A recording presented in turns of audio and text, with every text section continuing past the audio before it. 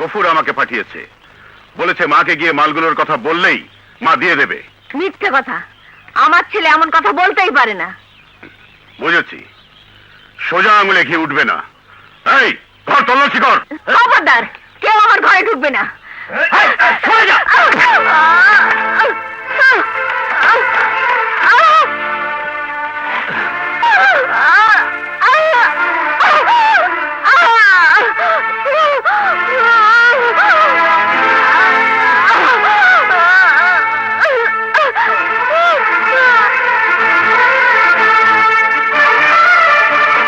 চল।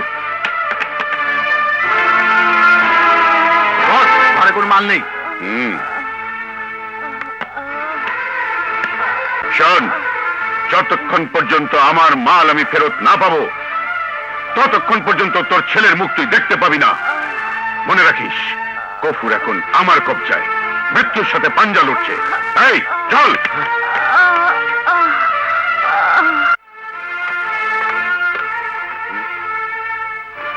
স্যার, চিন্তার কোনো কারণ নেই।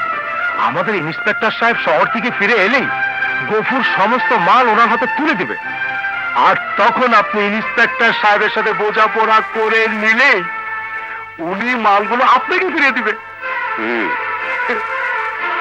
ইন্সপেক্টর ফিরে আসা পর্যন্ত আমাকে অপেক্ষা করতেই হবে।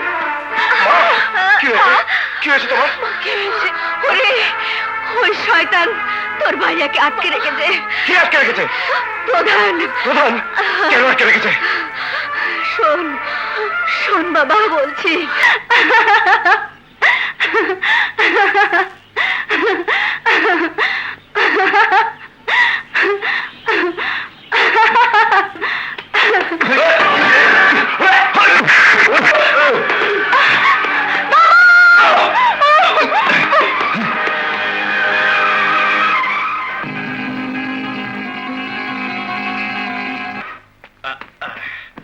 ভিকি, ভিকি!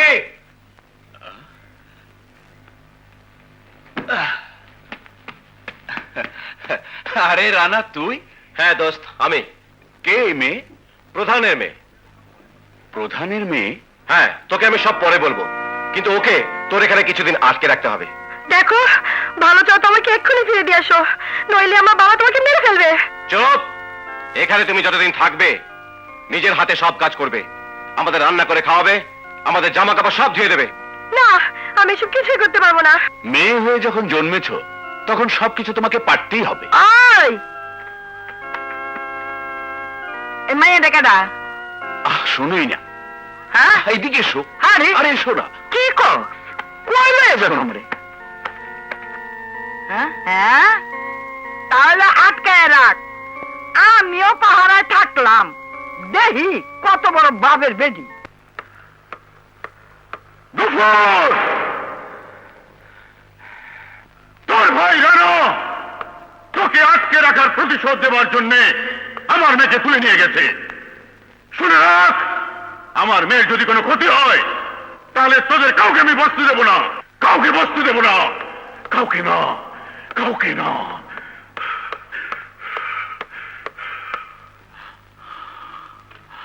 রানা, আমার জন্য কেন তুই